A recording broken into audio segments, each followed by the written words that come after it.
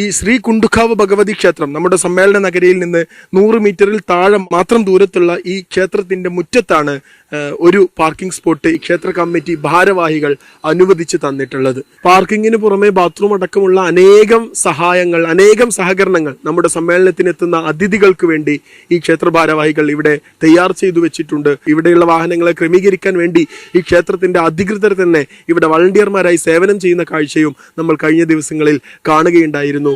ഉത്തരവാദിത്തം മനുഷ്യപ്പറ്റിന്റെ രാഷ്ട്രീയം എന്നാണ് നമ്മുടെ സമ്മേളനത്തിന്റെ പ്രമേയം.